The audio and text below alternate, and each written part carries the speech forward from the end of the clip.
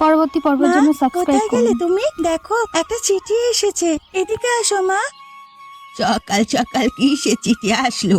এদিকে নিয়ে আয় তো মা, দেখি কিসে চিঠি এসেছে। মা, ডাকওয়ালা কাকু দিয়ে গেল, বললো তোমার ছোট ছেলের চিঠি, হয়তো বাড়ি ফিরবে সেই জন্য চিঠি পাঠিয়েছে। তাই তো ভাবছিলাম, শীত তো এসে গেছে, এই সময় তো ছুটিতে ঘরে ফিরবে আমার সোনা খোকা। কতদিন ছেলেটাকে দেখিনি, মস্ত বড় চিকিৎসক হয়ে আর সময় পায় না আমার ছেলেটা। ও মা, ছোটদা আবার বলেছিল আমার জন্য একটা জামদানি শাড়ি আনবে, এবার না নিয়ে আসলে কিন্তু আমি দাদার সাথে কথা বলবো না। আমার খুব ইচ্ছে করে একটা জামদানি শাড়ি পরার। ইস, চুপ কথা, তোর দাদা এখন মস্ত বড় চিকিৎসক, আর সাধারণ মানুষের মতো তার দিন কাটে না, বুঝলি তো? সময় পেলে নিশ্চয় আনবে। এখন চিঠিখানাতে কি লেখা আছে আমাকে পড়ে শোনা। ঠিক আছে মা, তাহলে শোনো। আশা করি তোমরা সবাই ভালো আছো। আমি খুব শীঘ্রই ছুটি নিয়ে বাড়ি আসছি। তোমার অনেক দিনের ইচ্ছে ছিল আমি খুব বড় ঘরের একটা সুন্দরী মেয়েকে বিয়ে করব।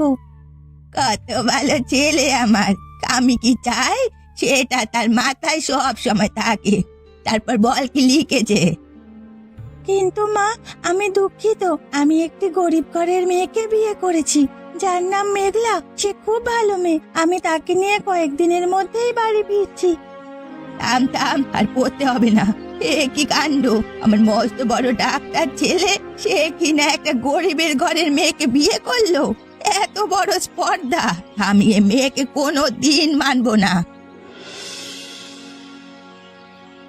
মন খারাপ করে কি আর করবি বল, গরিব ঘরের মেয়েরাও ভালো হয় রে, সংসারে ভালো মন্দ বোঝে। তুই মন খারাপ করে থাকলে কি সুজয় কি ভালো থাকবে নাকি বলতো?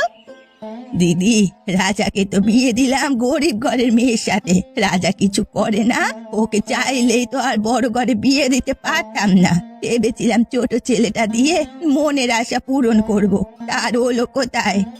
সুজয় তো ডাক্তার, নিজের পায়ে দাঁড়িয়ে গেছে, এবার একটা ভালো বউ পেলে সংসারটা গুছিয়ে নেবে, এই ভেবে মন খারাপ করে লাভ কি? গরিব ঘরের হলেও যদি গুণবতী হয়, তার চেয়ে আর কি চাই বলতো? গুণবতী? আমার অহংকার, আমার ছেলে আমার অনেক বড় চিকিৎসক, সে যদি গরিব ঘরের মেয়ে আনে লোকে কি বলবে? আমি তো কারো সামনে মুখ দেখাতে পারবো না দিদি। লোকে কি বলবে সেটা বড় কথা নয়, তোর ছেলে সুখী হচ্ছে কিনা সেটাই তো আসল ব্যাপার। লোকে তো অনেক কিছুই বলে, তাই না? ছেলেকে মানুষ করলাম, এত বড় চিকিৎসক বানালাম, আর সেই ছেলে আমার একটা মনের আশা পূরণ করলো না। খুব কষ্ট পেলাম গো দিদি, খুব কষ্ট পেলাম। আশা করি নতুন বউ এলে তোর মনটাও ভালো হয়ে যাবে, এত মন খারাপ করিস না, বরং আয়, নতুন বউ এলে তাকে কিভাবে বরণ করা যায় সে ব্যবস্থাই করি। বৃষ্টি তো কত খুশি।